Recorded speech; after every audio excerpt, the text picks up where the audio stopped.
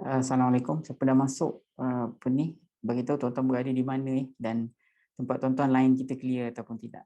Sekejap kita start ni. Silakan jom masuk.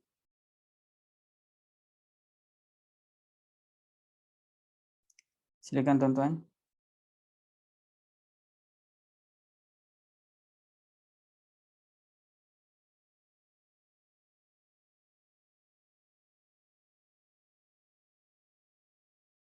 Silakan jom masuk tuan-tuan. Bagi tahu tuan-tuan berada di mana dan lain di tempat tuan-tuan clear ataupun tidak Silakan.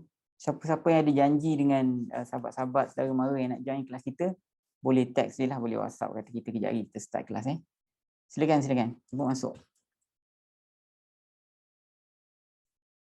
Silakan.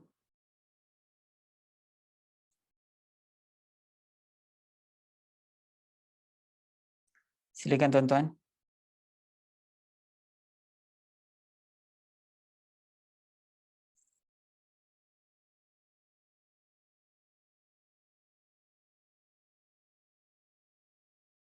Silakan.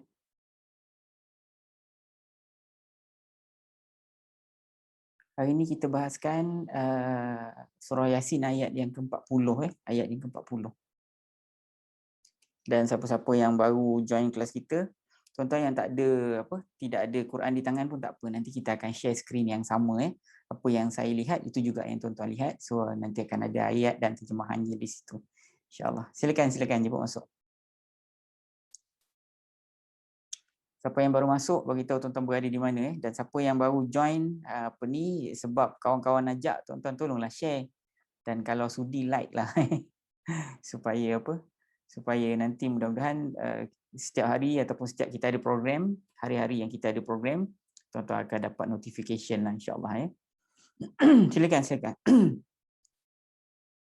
Hari ini kita bahaskan ayat yang ke-40 dari surah Yasin tuan-tuan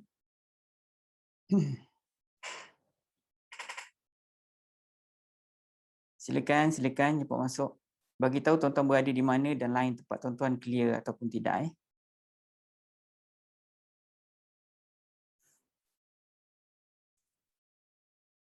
Tuan-tuan, saya mohon untuk share boleh? Share pada kawan-kawan di FB tuan-tuan supaya di wall tuan-tuan tu orang lain dapat notification. Walaupun tak semua sahabat-sahabat yang dapat, tapi adalah beberapa peratus yang kecil yang boleh dapat information yang sama. Silakan. Sekejap lagi kita start insya-Allah.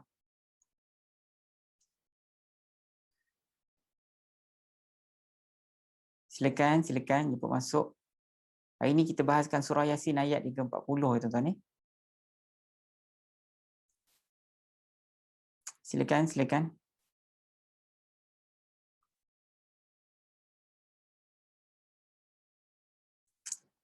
Silakan jemput masuk.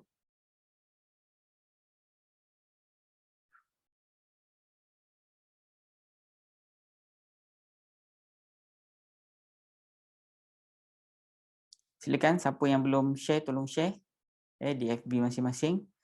Dan mudah-mudahan sahabat-sahabat tuan-tuan dalam FB itu pun boleh dapat manfaat yang samalah daripada ayat ni insya-Allah mudah-mudahan tuan-tuan So okeylah slow sementara tunggu sahabat-sahabat kita yang lain masuk.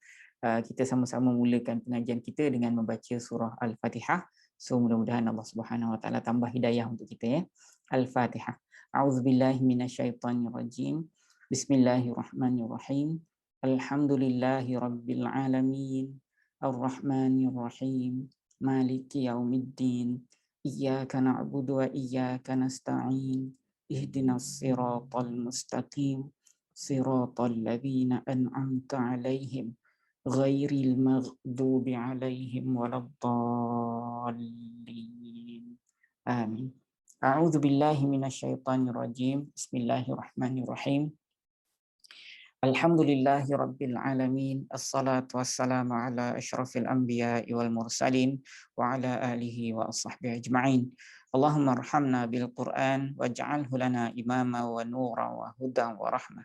Allahumma dhakkirna minhu ma nusina wa 'allimna minhu ma jahilna warzuqna tilawatahu ana al-laili wa atrafan nahar waj'alhu lana hujjatan ya rabbal alamin.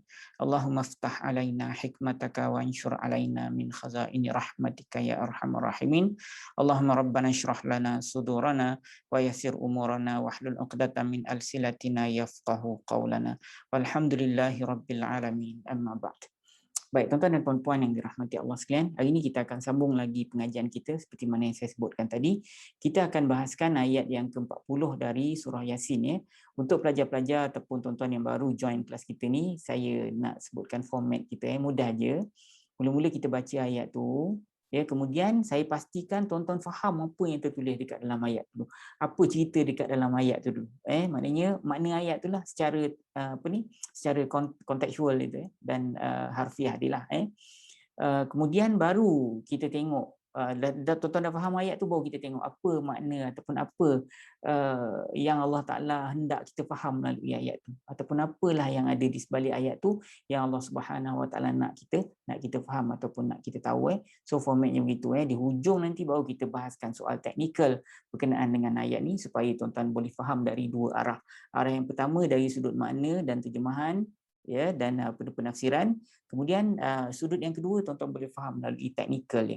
Jadi teknikal dengan kefahaman ayat tu dia mesti selari tuan-tuan. Dia mesti bawa kepada arah yang sama, barulah tuan-tuan boleh faham ayat tu dengan begitu tepat dan apa kita panggil dan mendalam insya-Allah. So tuan-tuan yang tak ada kamus, yang tak ada Quran pun tak apa, sebab saya akan share dengan tuan-tuan kita punya ayat skrin yang sama kita share. Dan tuan-tuan yang kalau nakkan kamus Al-Furqan macam ni, tuan-tuan nak download di handphone tuan-tuan, ya, tuan-tuan pergi ke ustaznasar.com, www.ustaznasar.com. Nanti tuan-tuan boleh download secara percuma saja 30 juzuk ayat Quran yang ada terjemahan dekat bawah macam ni. Dan mana kalimat-kalimat yang bercantum tapi ada dua kalimat, dia akan macam nilah, dia akan ada dua warna macam ni. Ni zurriyatahum ni ada dua kalimat. Zurriyah kalimat yang pertama, hum kalimat yang kedua. Laha ni ada dua kalimat.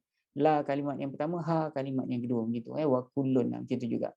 Jadi mana kalimat-kalimat yang ada dua kalimat tapi dia bercantum macam seolah-olah satu kalimat, kita pisahkan dia jugalah tapi kita pisahkan dengan warna. So tuan-tuan tahu ni kalimat lain, ni kalimat lain, macam tu. Dan kita ada diagram-diagram yang kita gunakan, nanti sekejap lagi tuan-tuan boleh tengok. Semua tu boleh tuan-tuan download di tempat yang samalah, di www.ustaznasar.com. Cuma kalau diagram tu tuan-tuan boleh print tau, tapi Quran ni tuan-tuan tak boleh print. Quran ni tuan-tuan boleh download dalam handphone saja insya-Allah. Okey tuan-tuan, hari ni kita akan bahaskan ayat yang ke-40 ni, lasyamsu yang barilaha ni. Saya baca, tuan-tuan puan-puan semak. Nanti kita pastikan tuan-tuan semua faham makna ayat ni, kemudian baru kita tengok penafsiran dia. Baik, a'udzubillahi minasyaitonirrajim. Lasyamsu yang barilaha tudrikal qamar walal lailu sabiqun nahar wa kullun fi falakin yasbahun. Lasyamsu yanbaghi laha an tudrikal qamar. Ya, ini kita consider sebagai rangkap yang pertama. Senang sikit kita rangkap-rangkapkan dia. Walal lailu sabiqun nahar. Ni tentulah rangkap yang kedua. Ini tak kisahlah tuan-tuan tahu sebab dia ada jim kat atas ni. Mana itu tempat berhenti. Ni rangkap yang ketiga. Wa kullun fi falakin yasbahuna. Okey. Kita tengok mana ayat ni serangkap-serangkap supaya tuan-tuan senang faham. Lasyamsu yang bagi laha an tudrikal qamar. Maksudnya tidaklah matahari itu ia layak, ia mungkin, ia boleh baginya untuk mengejar bulan. Tidaklah matahari itu boleh mengejar bulan. Itu maksud dia. Maknanya matahari itu dia tak boleh kejar bulan tuan-tuan. Matahari itu dia tak boleh kejar bulan, dia tak boleh berlumba. Jadi matahari itu dia sentiasa akan follow saja. Macam tu maksud dia. Jadi itu dalam konteks saya ini itulah makna dia. So apa penafsiran dia nanti kita bahaskan kejap lagi. Tapi tengok makna dia dulu. Tidak mungkinlah matahari itu mampu mengejar bulan. Walal lailu sabiqun nahar. Dan tidaklah malam itu dia boleh mendahului siang. Malam itu dia tidak boleh menjadi pendahulu kepada siang, tu maksud dia. Tidaklah malam itu menjadi pendahulu siang. Dia tak boleh mendahului siang itu. Maknanya malam ditunggu time dia dan baru dia keluar. Dia tak boleh cepat-cepat laju-laju mengalahkan waktu siang, tak boleh. Ada time dia akan keluar dan siang itu akan pergi ke tempatnya. Betul maksud dia. Wa kullun fi falakin yasbahuna. Dan masing-masing dan semuanya fi falakin, berada di atas garis edarnya. Mereka beredar, mereka berenang. Yasbahuna ni tuan-tuan, mereka terapung berenang, macam itulah tu maksud dia. Kan kalau kita sebut berenang tu sibahah kan, sibahah tu apa, berenang. Jadi Allah Ta'ala gambarkan, kalau tuan-tuan pergi dekat atas tu, barangkali kita tak nampak dia punya rail yang laluan. Macam kita kalau kereta api, bila sediakan dia punya rail landasan itu, kita boleh tengok landasan ni kan. Tapi kalau tuan-tuan pergi dekat matahari ataupun bulan tu, wallahualam, kita tak boleh nampak garisan dia. Tapi garisan itu ada tau. Allah Subhanahu Wa Taala tu dia sediakan garisan tu, di follow je oleh bulan dan matahari tu. Samalah macam langit kan. Kalau kita tengok langit tu, kita tak nampak tiang-tiang yang menahan langit tu daripada jatuh. Jadi maknanya tapi ada tuan-tuan, tapi ada Allah Taala gunakan kaedah yang kaedah yang sempurna, yang menahan kita panggil langit itu dari jatuh. Jadi sama macam bulan dan matahari tuan-tuan. Bulan dan matahari tu dia tak akan jatuh tuan-tuan, sebab Allah Taala dah sediakan laluan untuk dia, duduklah atas landasan tu dan ikutlah speed yang sama. Berkenaan dengan speed dengan landasan ni sebenarnya kita dah bahas banyak pada ayat sebelum-sebelum ni, sebab ayat sebelum-sebelum ni masih lagi menceritakan tentang bulan, matahari dan sebagainya tuan-tuan. Okey, sekali lagi tuan-tuan tengok kejap lagi, kita tengok apa makna ayat ni apa dia punya apa penafsiran ayat ni. Okey, sekali lagi tuan-tuan dengar Tidaklah matahari itu dia mampu, ataupun tidaklah matahari itu ia mungkin baginya untuk mengejar bulan. Matahari tak akan boleh mengejar bulan. Walal lailu sabiqun nahar, dan malam itu tak mungkin mendahului siang. Dan masing-masing berada di atas paksi ataupun garis edarannya, mereka berjalan ataupun mereka berenang. Itu maksudnya. Okey tuan tuan faham kan ayat dia? La syamsu yanbaghi laha an tudrikal qamar walal lailu sabiqun nahar wa kullun fi falakin yasbahun. Fi falakin yasbahuna. Tuan-tuan Baik. Okey, kalau kita tengok dalam konteks ayat ni tuan-tuan, sebenarnya apa yang Allah Taala nak sampaikan. Dari sudut makna ayat, dari sudut terjemahan ayat, saya percaya tuan-tuan semua dah faham dah. Apa yang Allah Taala nak ceritakan pada kita berkaitan dengan ayat ni. Allah kata, kalau tuan-tuan tengok dalam konteks ayat ni masa turun dulu, saya pernah sebut pada tuan-tuan dalam kita punya pertemuan sebelum ni, yang mana ayat-ayat yang begini, ada kalanya kita orang kemudian ni lebih faham daripada para sahabat. Para sahabat tu yang mendengar daripada Rasulullah SAW semasa ayat ni turun, betul kan? Tapi walaupun dia mula-mula yang mendengar, tapi sebenarnya kalau dalam konteks benda-benda yang perlu kepada alat untuk kita nampak, untuk kita kaji, perlu roket, perlu teropong dan sebagainya, dalam hal-hal macam ni sebenarnya kita orang kemudian ni lebih faham apa yang dimaksudkan oleh Allah berkenaan dengan ayat-ayat yang jenis begini berbanding dengan orang-orang terdahulu. Tapi cuma dari sudut keyakinan, kemantapan, yakin pada apa yang disebut oleh Allah Subhanahu Wa Taala tu, orang dululah tentu yang lebih yakin tuan-tuan. Jadi barangkalilah orang kita ni jadi orang kemudian sebab kita ni kalau sekadar sebutan begitu kita ni tak yakin. Jadi Allah Taala suruh kita duduk kemudian, tak apa, korang jangan lahir dulu, lahirlah kemudian supaya nanti ada teropong ke, ada jabatan-jabatan kaji yang mengkaji tentang perkara tersebut, kamu nak tengok bukti baru kamu yakin. Okey sekati. Jadi mungkin sebab itulah Allah Taala tahu kelemahan kita, wallahu alam, diletak kita ni sebagai orang yang kemudian, wallahu alam tuan-tuan. Jadi Allah Taala sebut pada waktu itu tidak mungkin matahari itu dia mengalahkan bulan. Tak boleh dia nak kejar bulan, tak boleh. Jadi orang dulu yakinlah dengan perkara tersebut. Jadi kalau sekarang kita tentulah yakin, walaupun kita yakin tuan-tuan, walaupun saintis boleh tunjuk benda tu, tapi mana garisan dia?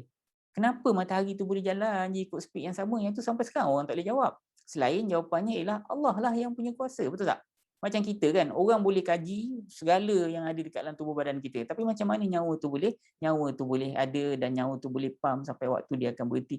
Yang itu sampai sekarang pun tak ada siapa pun yang boleh kaji, melainkan kita sebut Allah Ta'ala lah yang punya kuasa yang mengizinkan jantung kita tu untuk mengepam darah dan sebagainya. Tuan-tuan. Kemudian yang kedua, Allah Ta'ala kata tak mungkin malam itu, siang itu dia mendahului malam, ataupun malam itu dia mendahului siang, tak boleh. Dia ada waktu dia akan keluar. Kemudian Allah Ta'ala sebut di perenggan yang akhir itu, semuanya berjalan di atas paksi yang telah ditentukan. Semuanya berenang. Kenapa Allah Ta'ala guna perkataan berenang? Sebab hari inilah baru kita tahu, yang mana kalau kita tengok memang macam berenang lah. Tak ada macam kita, kalau kita nak berjalan, kita kena ada satu apa kita panggil, ada satu foundation untuk kita berjalan di atasnya, betul kan? Tapi kalau kita berenang, kita tak perlu pada foundation tuan-tuan. Kita berenang aja, kita ikut air. Jadi bulan dan matahari di atas tu dia seolah-olah begitu. Dia tak ada pun landak, tak ada pun tapak yang kita nampak. Apa tu kita panggil dasar yang boleh dipijak, tak ada. Dia berjalan situ je. Jadi sebab tu Allah Taala umpamakan bulan dan matahari itu berenang. Okey tuan-tuan, tuan-tuan faham ayat tu insya-Allah ya. Tapi sebenarnya apa di sebalik ayat tu yang Allah Subhanahu Wa Taala nak sampaikan pada kita.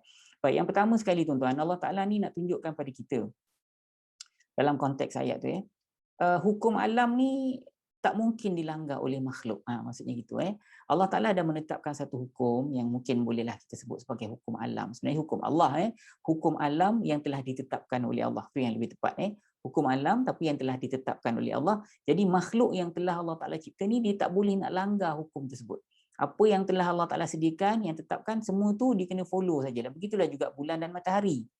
Bulan dan kita manusia pun sama tuan-tuan hukum alam yang telah ditetapkan oleh Allah Subhanahu Wa Taala tu kita tak boleh nak langgar, kita kena follow saja. Dan lagi satu, kalau tuan-tuan tengok dalam konteks ayat yang kita bahaskan hari ini, ialah Allah menciptakan sesuatu tu dengan sifat dia yang tersendiri. Dia membawa sesuatu sifat yang tersendiri. Contohnya macam matahari tu, di sifat dia membawa apa tahu? Dia membawa cahaya. Jadi matahari tu datang dengan sifatnya membawa terang lah, tu maksud dia. Bila matahari datang, maknanya terang itu pun akan terjadi kepada kita. Kita ambil manfaat daripada terangnya itu dan pada matahari itu. Kita dah bahas pada ayat-ayat tentang matahari dan bulan pada ayat-ayat sebelum ni kan. Jadi apa yang saya nak sebut ialah matahari itu datang membawa terang, ambillah manfaat. Dan malam itu datang membawa gelap, ambillah manfaat daripada bulan tersebut yang datang membawa gelap tu, ambil manfaat, tak ada masalah. Antara manfaat yang kecil sekali tuan-tuan yang kita boleh sebut kat sini, ada orang dia gunakan perkataan bulan itu sebagai perlambangan kepada sesuatu bulan yang indah lah, kemudian dikaitkan dengan wanita lah, apalah itulah, macam-macam. Itu antara penggunaan ataupun manfaat daripada bulan tu yang boleh diambil oleh manusia. Jadi janganlah cerita pasal benda yang besar-besar yang lain, itu sekecil-kecil benda yang boleh diambil manfaat daripada bulan tersebut tuan-tuan. Jadi maknanya Allah Subhanahu Wa Taala nak bagi tahu yang setiap yang dijadikan oleh Allah Subhanahu Wa Taala itu dia membawa sifat dia yang tentu samalah macam kita tuan-tuan. Kita ni bawa sifat kita tahu. Allah Ta'ala jadikan kita ni dengan bakat-bakat kita yang tertentu. Betul tak tuan-tuan? Kalau orang tu dia nyanyi, dia jadi penyanyi dengan bakat nyanyian yang Allah Ta'ala bagi pada dia. Orang tu dia ada bakat dalam gusti contohnya kan, ada bakat dalam bergaduh contohnya, Allah Ta'ala bagi bakat dia dalam tu, kemudian dia boleh naik atas ring, dia naik atas ring, kemudian dia boleh menang jadi juara dan sebagainya. Dia mesti bakat dia tu memang Allah Ta'ala kurniakan pada dia. Begitulah juga dengan benda-benda lain. Orang yang ada bakat engineering ke apa semua, dia memang ada bakat dia yang telah diberikan oleh Allah. Sebab tu tuan-tuan, kalau anak-anak tak suka, jangan paksa. Anak-anak nak ambil course ni, kita paksa dia kan. Jadi dia tak boleh nak all out dengan bakat yang dia ada. Kalau dia buat sesuatu yang bukan dia punya bakat yang ada dekat dalam jiwa dia tu. So biar dia pilih dan kita support ataupun kita bagi tahu dengan dia ataupun kita bantu dia untuk apa yang dia nak pilih berpandukan daripada bakat dia. Kita kenal anak kita kan. Jadi gitu Okey. Kemudian Allah Subhanahu Wa Taala ni selain daripada tu tuan-tuan, bila kita tengok tuan-tuan bila kita tengok dalam konteks itu manusia ni diterikat dengan peraturan yang telah Allah Subhanahu Wa Taala tu tetapkan. Macam kita tuan-tuan kan, kita ni manusia, kita ni hukum alam kita tak boleh nak lawan tau. Tak boleh nak lawan tapi kita ni degil, kita lawan juga Sedangkan Allah Taala tu dah bagi bukti depan mata pada kita. Tuan-tuan, dengan bulan dan matahari ni saya pergi jauh sikitlah Kita pergi pada diri kita sebab bulan dengan matahari tu dia jauh. Jadi tujuan Allah Ta'ala turunkan ayat ni sebenarnya untuk kita kan. Jadi kita ambil lah apa saja manfaat yang kita boleh cedok daripada ayat ni. So Allah Ta'ala kata, tengok bulan dan matahari tu. Dia tak boleh langgar hukum yang telah aku tetapkan. Dia taat je daripada awal. Jadi korang pun kena taat lah juga. Tak percaya cuba tengok hukum alam yang aku dah tetapkan pada korang. Seperti mana yang telah aku tetapkan pada bulan dan matahari. Itu maksud dia lebih kurang begitu. Kecil-kecil dulu kita baby kan. Kita baby. Kemudian kita jadi kanak-kanak kan. Kemudian kita jadi remaja. Lepas remaja kita jadi dewasa. Lepas tu kita tua, lepas tu kita mati. Ada orang yang boleh tukar?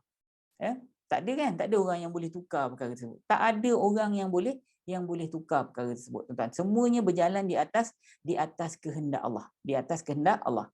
Di atas kehendak Allah. Tapi ada tak waktu-waktu tertentu yang Allah Taala nak carikan adat tu. Allah Taala nak kita Allah Taala tu nak ubah adat tu, boleh je, tak ada masalah. Itulah kuasa Allah Subhanahu Wa Taala. Dia yang buat, dia yang cipta, dia yang tentukan undang-undang, dan manusia kena ikut undang-undang tu. Tapi ada waktunya Allah Taala nak ubah undang-undang tu pada orang-orang tertentu, boleh je. Betul tuan. Contohnya Allah Taala cerita kat kita pasal Ashabul Kahfi. Tuan ingat kan? Bagaimana 300 tahun tuan-tuan dia duduk dekat dalam gua tu, tak tua-tua tuan-tuan, tak mati-mati. Kemudian dia bangun elok je. Macam mana dia dulu-dulu, macam itulah dia bangun semula. Adakah benda tu undang-undang alam yang telah ditetapkan oleh Allah? Tak. Cuba tuan-tuan tidur dalam gua, kita tak bangunlah. Jadi maknanya Allah Taala nak tunjukkan ada waktu tertentu Allah Subhanahu Wa Taala ni dia ubah adat, dia ubah undang-undang alam yang dia buat ikut kehendak dia. Begitu juga dengan daripada hadis Rasulullah menceritakan bagaimana bila hari kiamat tu nanti matahari tu akan terbit daripada sebelah yang bertentangan, arah yang bertentangan daripada yang biasanya dilakukan. Itu adalah kuasa Allah Subhanahu Wa Taala. Itu adalah kuasa Allah Subhanahu Wa Taala, tuan-tuan. Lepas tu apa lagi, tuan-tuan? Contohnya macam ada orang yang lahir tanpa bapa kan, macam Nabi Isa alaihissalam. Secara hukum alamnya, setiap-tiap orang yang nak lahir ni dia mesti kena ada bapa, betul ke tidak? Jadi bila bapa dia kahwin dengan mak dia ataupun dia lakukan proses biasa tu, lahirlah seorang bayi. Tapi Maryam tak macam tu, tuan-tuan. Betul tak? Maryam dia tak macam tu. Dia tak ada suami, tuan-tuan. Kemudian dilahirkan Nabi Isa. Maknanya Nabi Isa itu lahir tanpa bapa. Dan Maryam itu mampu melahirkan seorang bayi tanpa suami. So itu adalah sesuatu yang mencari adat, orang katakan, yang luar daripada undang-undang alam yang telah ditentukan oleh Allah. Apa lagi, tuan-tuan? Nabi Adam lahir, mak pun tak ada, bapa pun tak ada. At least Nabi Isa tu ada juga mak kan. Ni Nabi Adam, mak tak ada, bapa pun tak ada. Dia boleh lahir juga. Maknanya Allah Taala ni dia boleh saja untuk tidak ikut proses yang biasa. Allah Subhanahu Wa Taala tu yang menciptakan Nabi Adam tu sendiri, tak ada mak, tak ada bapa, daripada tanah dan sebagainya. Tuan-tuan semua tahu. Betul, tuan kan? Lagi apa lagi? Banyak, tuan-tuan. Dalam Quran pun tuan-tuan boleh tengok macam mana seekor unta yang biasanya lahir daripada perut ibu dia kan, boleh keluar daripada dalam batu. Itu semua adalah kuasa Allah Subhanahu Wa Taala. Itu adalah sesuatu yang melanggar hukum alam. Betul tak? Ataupun tuan-tuan tengok ada, kalau tuan-tuan sembelih lembu, tuan-tuan tengok kat mana susu dia, tak ada kan? Tapi setiap hari susu tu boleh diperah. Jadi susu tu datang dari mana, tuan-tuan? Kalau bukan daripada Allah Subhanahu Wa Taala. Betul kan? Dan ada kalanya susu keluar tapi tak ada lembu. Kat mana? Kat mana, tuan-tuan? Ada susu tak ada lembu? Sungai susu dalam syurga lah. Begitu juga ada madu tak ada lebah. Kat mana ada madu tak ada lebah? Sungai madu yang ada dekat dalam syurga, tuan. Sungai ada, madu ada kan, lebah tak ada. Jadi maknanya semua itu adalah kuasa daripada Allah Subhanahu Wa Taala, tuan-tuan.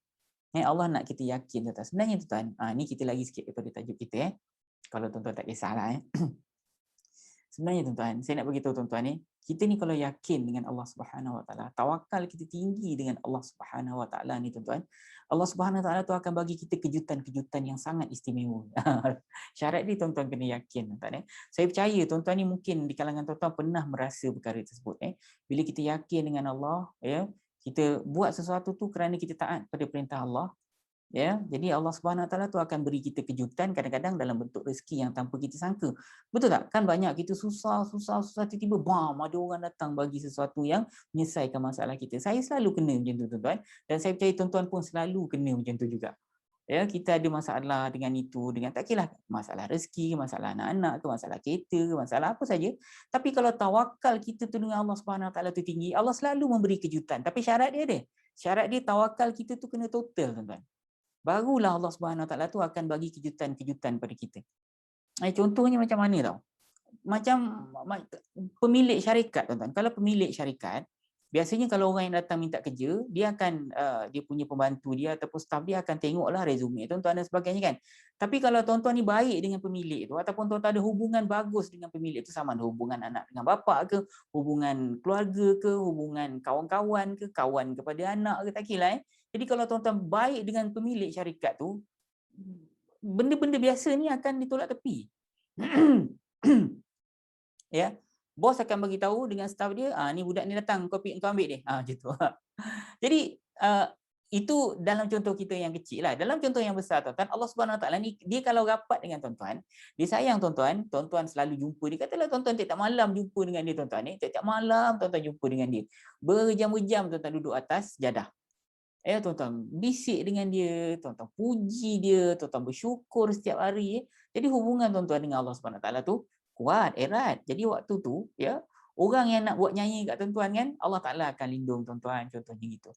Jadi maknanya kadang-kadang benda-benda yang lari daripada adat biasa. Tapi syarat dia kita punya keyakinan kepada Allah Subhanahu Wa Taala tu dia mesti kena keyakinan yang total. Sebab apa? Sebab Allah Subhanahu Wa Taala tu yang mampu mengubah hukum alam mengikut kehendak dia. Itu sukati dia tuan-tuan. So keajaiban itu pasti kita akan rasa tuan-tuan . So tuan-tuan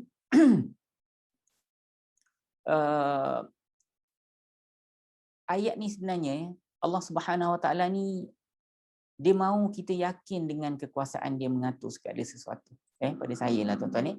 Tuan-tuan tengok dalam konteks ayat ni, Allah Taala ni sebenarnya dia nak kita ni yakin bahawasanya dialah yang mengaturkan segala sesuatu dan pengaturan dia itu ialah maha sempurna.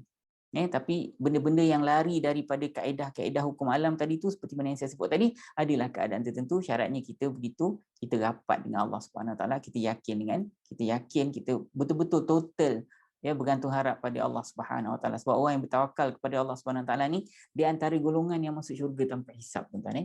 Golongan yang bertawakal dengan Allah total, orang ni masuk syurga tanpa hisap. Maknanya orang ni rapat dengan Allah Subhanahu Wa Taala. Syarat dia macam mana? Macam tadi itulah kita sebut. Dekat dengan Allah dengan perbuatan-perbuatan sunat ataupun dengan amalan-amalan yang sunat dengan ikhlas dan total untuk Allah Subhanahu Wa Taala. Okey, kita ambil hal yang berkaitan dengan teknikal dalam konteks ayat ni tuan-tuan . Alright. Ini rangkap yang pertama. Nanti saya besarkan. Kita ambil satu-satulah . La syamsu yang bagi laha an tudrikal qamar . Okey, kalimat yang pertama la kan, la ni maknanya tidak atau tidaklah . So ini tuan-tuan merupakan kalimat haraf iaitu haraf nafi lah. Ini selalu kita jumpa . So asyamsu ni maknanya matahari. Tidaklah matahari itu. So yang pertama sekali tuan-tuan tahu matahari ni asyamsu ni dia merupakan kalimat isim lah. Sebab dari segi makna pun tuan-tuan tahu, tapi dari segi tanda teknikal dia ada alif lam di pangkal kalimat. Tuan-tuan . So kalimat ini sebenarnya dia isim yang biasa. Jadi kalau isim yang biasa, dia ujung dia boleh diubah baris. Dia boleh jadi asyamsu, dalam ayat lain mungkin tuan-tuan jumpa asyamsa. Kalau dalam ayat lain mungkin tuan-tuan jumpa asyamsi. Syamsu pun boleh, syamsa pun boleh, syamsi pun boleh. Ikut kedudukan dia dalam rangkap tu . Okey, sekarang ni kalau tuan-tuan tanya, okey ustaz, dalam ayat ni dalam rangkap ni apa kedudukan kalimah asyamsu ni sehingga kan dia dapat pangkat marfu'? Tu soalan dia. Okey, saya nak bagi turutan tuan-tuan. Kalau tuan-tuan belajar dengan sistem Al-Furqan, apa yang kita akan ajar tau. Tuan-tuan dengar elok ni rahsia saya nak buka tuan-tuan untuk faham bahasa Arab Al-Quran . Okey, pada peringkat yang pertama, kita bagi tahu untuk tuan-tuan kenal mana isim, mana fi'il, mana haraf. Sebab dalam Al-Quran nanti tuan-tuan saya share dengan diagram yang pertama. Ini semua tuan-tuan boleh download dalam kita punya yang saya sebut tadi di ustaznasa.com tu . Ini semua tuan-tuan boleh download dan tuan-tuan boleh print . Semua boleh print. Okey, nanti tuan-tuan akan mula-mula tuan-tuan akan diajar tahu. Ni peringkat yang pertama, ni diagram kita yang pertama. So tuan-tuan akan diberitahu bahawasanya dalam Al-Quran itu ada 3 jenis kalimat saja. Sama ada kalimat itu, kalimat isim, fi'il dan haraf. Tak akan ada lebih daripada 3 ni. Semua kalimat dalam Al-Quran itu, dia hanya ada 3 jenis sahaja tuan-tuan. Sama ada kalimat itu kalimat nama, kalau bukan nama, dia merupakan kalimat perbuatan. Kalau bukan perbuatan, dia merupakan kalimat sendi. Nama, perbuatan dan sendi saja. So dalam bahasa Arab, isim, fi'il, haraf. Itu maksud dia. Okey. Kalau tuan-tuan akan dijelaskan tanda-tanda untuk tuan-tuan kenali kalimat haraf lah, ni tanda-tanda dia. Selain daripada makna, tuan-tuan boleh tahu melalui tanda-tanda dia. Mungkin di pangkal dia ada alif lam, yang ni yang kita jumpa dekat dalam asyamsu itu. Kalau tak ada pun mungkin ada tanwin di hujung. Ini pun tanda teknikal untuk isim. Ataupun kalau tak ada pun di hujung dia mungkin baris bawah. Ini tanda teknikal untuk isim. Selain daripada makna dia. So asyamsu tu tuan-tuan tengok pun tuan-tuan tahu makna dia ialah menunjukkan dia merupakan kalimat isim ataupun kalimat nama kan. So kaedah yang saya selalu berikan kalau nak tahu kalimat itu ialah kalimat isim ataupun kalimat nama, yang mudah ialah Allah dan semua yang Allah Taala cipta. Kemudian manusia dan semua yang manusia tercipta. Jadi apa ni itu adalah orang tu sendiri, tak kira nama orang ke apa kan, orang itu sendiri, manusia itu sendiri, dan semua yang manusia tercipta ataupun manusia terbuat, semua termasuk dalam kelompok kalimat isim, tuan-tuan ya. Okey. Sekarang ni itu peringkat pertama tuan-tuan belajar tau. Kemudian kita ajar bagaimana cara nak cari ganti nama diri dekat dalam kalimat isim tersebut. So ni dia kita akan jelaskan pada tuan-tuan ya. Okey, kemudian bila habis peringkat yang pertama, mudah aja dalam 2 minggu ke pengajian tu tuan-tuan dah boleh faham benda ni dengan mudah ya. Kemudian pada peringkat yang kedua, kita masuklah diagram yang kedua ni. Ini pun tuan-tuan boleh download juga. Dia ada tak banyak diagram, ada 6 je lebih kurang. So pada peringkat yang kedua, kita akan jelaskan pada tuan-tuan. Setiap kali tuan-tuan jumpa kalimat isim, tuan-tuan kena tengok isim tu ada 2 jenis. Nanti saya besarkan ya. Yang biru ni tau. Isim itu ada 2 jenis. Kadang-kadang isim tu merupakan isim yang ada gelaran dan fungsi. Kadang-kadang isim tu isim biasa. So isim yang ada gelaran dan fungsi ni tuan-tuan selalu jumpa hum, mereka ataupun alladhi kan, ataupun ma ataupun zalika, itu semua isim juga. Tapi itu isim yang tuan-tuan tak boleh ubah baris dia, tak boleh ubah dia punya rupa dia. Macam ni tuan-tuan baca sampai bila-bila pun sama je macam tu. Zalika kan selalu jumpa kalimah zalika, ataupun alladhi ataupun alladhina ataupun ma ataupun hum, ataupun anta, ana, itu semua kalimat tu tuan-tuan tak boleh ubah. Macam mana tuan-tuan baca daripada awal, macam itulah tuan-tuan akan baca sampai habis. Baris pun tak boleh ubah, sebutan pun tak boleh ubah. Tapi kalau isim biasa ni ialah jenis yang tuan-tuan boleh ubahkan baris hujung dia. Baris tengah dengan baris pangkal tu tak boleh nak ubah. Asyamsu mana tuan-tuan boleh baca ushimsa mana boleh Jadi asyamsu sampai bila pun asyamsu. Cuma boleh tukar asyamsu, asyamsa, asyamsi. Baris hujung boleh ubah. Itu kita panggil isim tu ialah isim biasa. Itu yang tuan-tuan tengok dekat dalam kita punya kalimat ni. Ya, mana dia tadi? Maaf. Sorry. Okey, ni asyamsu kan. Tuan-tuan tahu ustaz ni kalimat isim sebab tanda dia ada alif lam di pangkal kalimat. Ya, kemudian ni isim yang ada gelaran dan fungsi ke isim biasa. Ini ialah isim yang ada ini ialah isim biasa. So bolehlah ubah-ubah baris hujung dia. Ya, kalau isim yang ada gelaran dan fungsi mana ustaz? Nanti kita jumpa dekat ha ni. Kejap lagi kita jelaskan ya. Okey, sekarang ni pada peringkat ketiga kita nak belajar apa? Pada peringkat ketiga barulah kita fokus kenapa baca syamsu tuan-tuan. Tu maksud dia. So ni kita akan belajar pada peringkat yang ketiga. Ini pun tuan-tuan boleh download dekat kita punya ustaznasar.com tu ya. So tadi tuan-tuan baca asyamsu kat sini. Kalau asyamsa kat sini tengok kan ada baris ni. Asyamsi kat sini. So kita baca asyamsu kan, maknanya dekat sini. So saya besarkan asyamsu kita baca dia asyamsu. Dia ialah kalimat isim yang boleh kita ubah, isim biasa isim yang biasalah kita panggil So kita jumpa dia sedang berpangkat marfu'. Ni tanda teknikal dia, dia sedang berbaris dhammah. So tanda-tanda marfu' dalam kalimat isim dia ada 3 tanda. So dia guna tanda yang pertama pakai dhammah. Okey, apa penyebab dia? Penyebab dia nombor 1 ni. Sebab kalimah asyamsu tu dia merupakan mubtada. Ni penyebab dia marfu'. Ni pelajaran kita peringkat yang ketiga kita akan jelaskan pada tuan-tuan. Sebenarnya tak susah pun bahasa Arab ni tuan-tuan kalau tuan-tuan belajar dengan guna sistem yang mudah dengan sistem yang memudahkan tuan-tuan senang akan faham bahasa Arab ni sebenarnya ya. Okey, yang bagi ni kalimat fa'il tuan-tuan. Tidaklah matahari itu ia mungkin baginya untuk mengejar bulan. Jadi yang bagi ini merupakan kalimat fa'il. Dia merupakan fa'il mudhari'. Jadi kalau dalam fa'il mudhari' ya ini kita akan jelaskan pada peringkat yang kedua. Apa yang tuan-tuan kena tahu? Yang pertama tuan-tuan kena tahu apa ganti nama diri dekat dalam ni. Ganti nama diri dalam kalimat asyamsu ni ialah syi ataupun hiya. Syi ataupun hiya. So yang bagi ni ia mungkin ia mungkin ni asyamsu ni ganti nama diri dekat dalam ni ialah syi ataupun hiya. Yang bagi ni maknanya ia mungkin. Maknanya tidaklah matahari itu ia mungkin baginya untuk dia mengejar bulan, itu maksud dia ya. So ini merupakan kalimat fa'il iaitu fa'il mudhari'. Tuan-tuan akan dijelaskan pada peringkat yang kedua tuan-tuan macam mana nak kenal fa'il. Fa'il ada 3 jenis.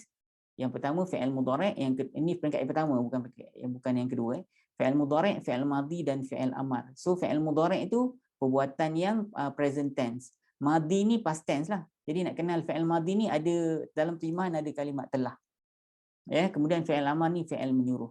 Itu cara kita nak jelaskan pada tuan-tuan macam ni tuan-tuan nak tahu ini merupakan Ini merupakan kalimat fa'il madhi, mudhari' ataupun amar. Laha ni ada 2 kalimat, la bagi ataupun untuk tuan-tuan. Ini merupakan kalimat haraf ataupun kalimat sendi. Ya, ini akan kita jelaskan pada tuan-tuan masa tuan-tuan berada di peringkat yang kedua tu tau. Peringkat yang pertama tuan-tuan dah tahu, isim fi'il haraf. Peringkat yang kedua, laha atau bagi. Dia merupakan kalimat haraf iaitu kelompok haraf jar. Jadi kat sini untuk atau bagi. Kadang-kadang la, kadang-kadang li. Ya tuan-tuan Alright. Okey. Hanya, ni saya sebut tadi dia sebagai isim, tapi isim yang ada gelaran dan fungsi. Kan nya, dia, ia, semua merupakan kalimat isim ganti nama diri. Cuma kita kena tahu dia menjadi ganti nama diri kepada siapa dalam konteks saya ni. Tidaklah matahari itu, ia mungkin baginya untuk mengejar bulannya ni rujuk pada asyamsu ni.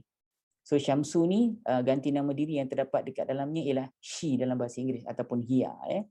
An bahawa ini merupakan kalimat haraf iaitu haraf nasab. Ini kita belajar peringkat yang ketiga. Ini antara pelajaran tertinggi lah.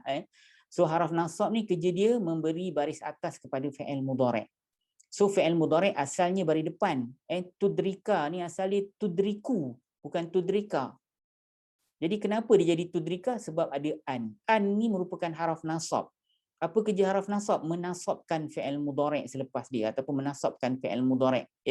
Okey. Apa makna nasab? Nasab ni maknanya pangkat dia nasab, jadi tanda yang menunjukkan kalimat ini telah dinasabkan ialah dengan menukar baris dia daripada marfu' daripada dhammah menjadi fathah. Maksud dia apa? Maksud ni tuan-tuan akan belajar pada peringkat yang ketiga benda ni. Benda ni agak teknikal. Okey, kalau tuan-tuan nak tahu, an ini merupakan salah satu daripada kalimat haraf yang mampu mengubah baris fi'il mudhari'. So fi'il mudhari' asalnya dia semuanya marfu', semuanya baris depan tuan-tuan. Tudriku asalnya. Tapi apabila ada kalimat haraf yang kerja dia mengubah fi'il mudhari', kita panggil dia haraf baris atas, ni an ni haraf baris atas. Jadi dialah kerja dia yang mengubahkan fi'il mudhari' daripada baris depan kepada baris atas. Jadi masa dia baris depan, maknanya dia sedang berpangkat marfu'. Bila ditukar baris atas, maknanya dia sedang berpangkat mansub. Itu nama-nama pangkat. So beza antara nama pangkat dan nama baris itu dia. Okay. Al-qamara maknanya bulan. So ini kalimat isim. Dia ada alif lam di pangkat tu tanda isim dia. Cuma al-qamara ni dia merupakan kalimat isim biasa.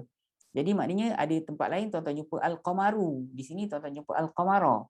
Dan kadang-kadang tuan-tuan jumpa al-qamari. Kenapa dia dapat pangkat baris atas dekat sini? Sebab dia merupakan maf'ulun bih. Maf'ulun bih untuk kalimat tudrika ni. Apa makna maf'ulun bih? Tuan-tuan masuk kelas nanti saya jelaskan. Tuan-tuan nak tanya macam mana nak masuk kelas? Tuan-tuan pergi nanti saya kecilkan. Tuan-tuan pergi ke dekat ayat ni ada. Ni tuan-tuan tengok bawah ni, jangan tengok ayat ni. Ni kat bawah ni. Bukan. Salah. Tuan-tuan pergi ke 0195119000. Tuan-tuan pergi kat situ. Tuan-tuan akan type kat situ WhatsApp saya berminat. Nanti tahulah admin Al-Furqan akan bantu tuan-tuan. Okey, walal lailu sabiqun nahar, dan tidaklah malam itu dia menjadi pendahulu kepada siang.